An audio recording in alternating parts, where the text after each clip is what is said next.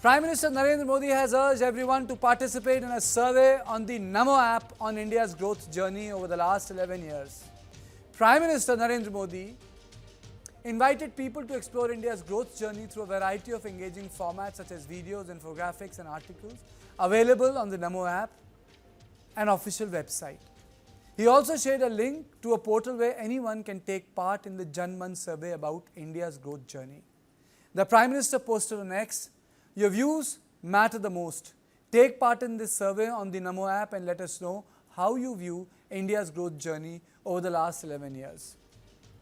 It has gained immediate traction with more than 5 lakh responses from citizens across India in a single day. It has given instructions, download NaMo app or, give a missed call to a phone number 180020900920. Visiting NaMo portal and download the link with the phone number of scanning code. With over 5 lakh responses already, the survey has emerged as a critical tool for engaging with public in a direct and meaningful way, ensuring that their voice contributes to nation's development." Let me just take you through a couple of questions, and then I'll be joined by Kanchan Gupta, Senior Advisor, Minister of Information and Broadcasting, and a senior journalist, an author in his own right. Thank you very much, sir. Just let me take the viewers through the questions which has been posted on the website. How has India's approach to counter-terrorism evolved in the last decade? How secure do you feel as a citizen considering government's actions against national security threats? Do you believe India's voice is being heard and respected more internationally today than before? Which development since 2014 do you consider most significant for India? Which Digital India product have you used in past 12 months?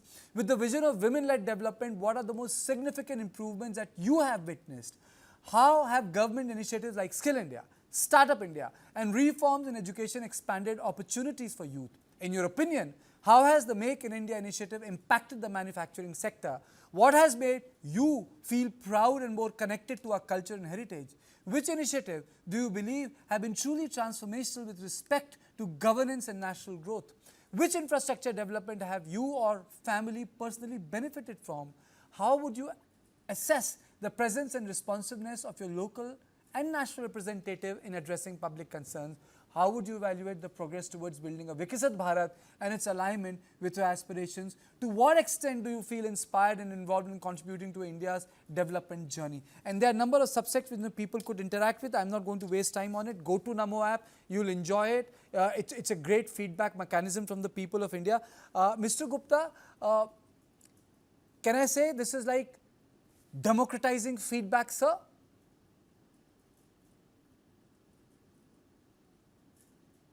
Sir, can you please unmute yourself? Can you please unmute yourself?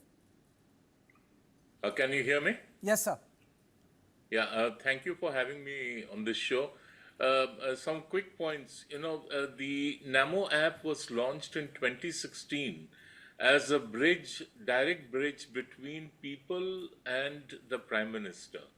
So the whole purpose was to cut out intermediaries, to cut out interfaces, and so that the Prime Minister could get to learn what people have to say. So to that extent, yes, it is democratization of the feedback system, but it also shows the power of technology which can now be used for the Prime Minister or the President or any minister to directly reach out to the people and get to know their views, their opinions. The questions, for instance, which you have listed out over here a short while ago, these are all, if you look at them collectively, they are issues which are currently agitating people in the country.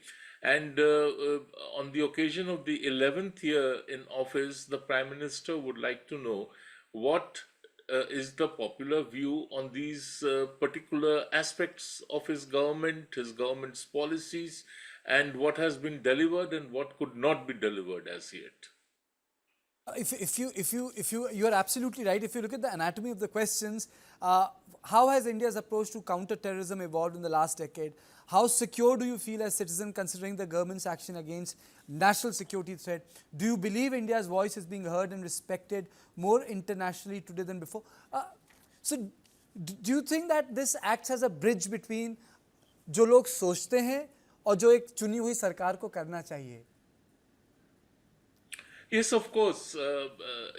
And this has been, in a sense, the hallmark of Prime Minister Modi. Even when he was a party office bearer, he would directly go out into the field, he would spend time with party workers, with the cadre, and get to understand what they have to say, get to learn from them what is the feel of the ground, and that is how he operated. And later, when he went back to Gujarat as chief minister, that is how he functioned as the chief minister of that state.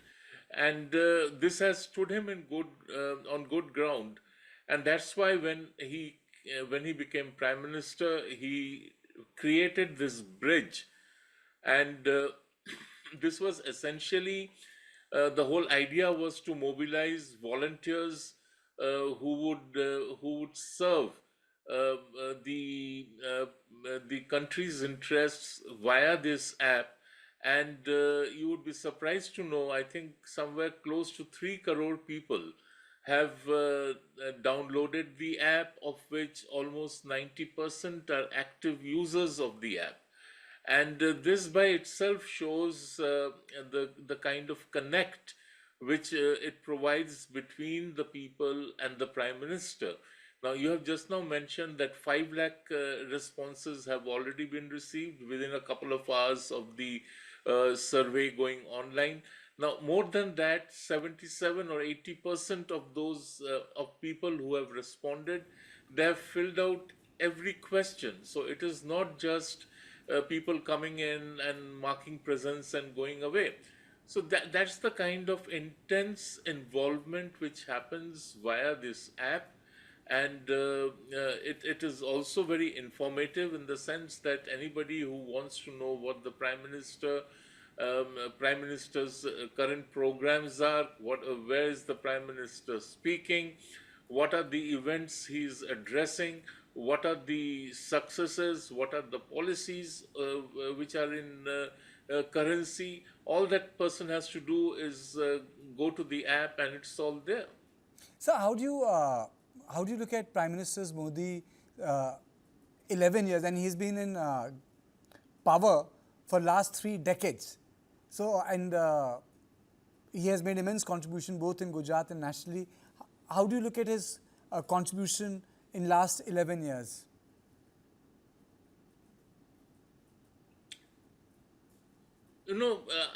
Someone else asked me this question, and we could start listing out the various policy successes. But the most important contribution which Prime Minister Modi has provided is political stability. If you just look back between 1989 and 2014, the center was politically unstable all the while. And that kind of stability, which was known before the 1989 elections, was lacking over there. So, this kind of stability automatically brings in a lot of change. It automatically encourages, say, for instance, investors are encouraged that there will be, if there is political stability, there will be policy stability. If there is policy stability, then the government is going to deliver. Now, that sets off a chain reaction. So everything that you see, whether it is the progress on social welfare front, which I mean, you could, for instance, I could mention Swachh Bharat, the building of toilets, or a link to that, bringing potable water to every household in the village on tap. These two things by itself, and they have sort of triggered a quiet revolution. And they have been possible because there is political stability at the center, and the center can therefore exercise its authority and get things done. So similarly, anything that you pick up, whether it is on the foreign policy front, whether it's on the domestic front, the it's not just majority which matters. After all, governments which were there had their own majority too.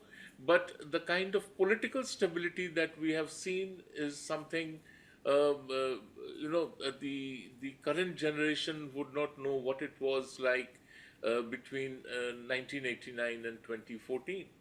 And lastly, sir, before I let go of you, is it, I, I, can we say that he has also changed the grammar of politics? I mean, so there's a collapse of the Nehruvian consensus. I mean, so that the BJP and the vision is at the center of it, not like when Vajpayee was in power. Today, there is no issue when you talk about cultural nationalism, when you address those issues through a different vocabulary. It's not contested anymore the way it was very hotly contested, or people were not allowed to speak, not given space in public narrative, blanked out completely for holding a contrarian position. Well, Prime Minister Modi, from the first day itself, made it very clear that there will be a paradigm shift in how government looks at policy, how government delivers on that policy, and how the framing of policy will be done. Now, you have mentioned the cultural point. Now, culture was expected to be a big component of the government, and it has proved to be a big component of this government. But it's a kind of the impulse which has triggered this is not an exclusivity, or if I may use the term, it is not exclusionary, it is inclusive. So the whole idea is Prime Minister Modi would want India to rediscover its own civilizational history, its own cultural past, and take pride in it. After all, a country Absolutely. a country like India, with so many diverse languages, so many diverse people, there has to be some unifying factor. And that unifying factor, to my mind, is India's civilizational history, India's cultural history. So that has to be revived, and that has to be brought to the fore, that has to be woven into policies, into programs, and that is how it happens, and that is how it has Correct. been happening. Without, mind you, as I said, it is not something which is exclusionary.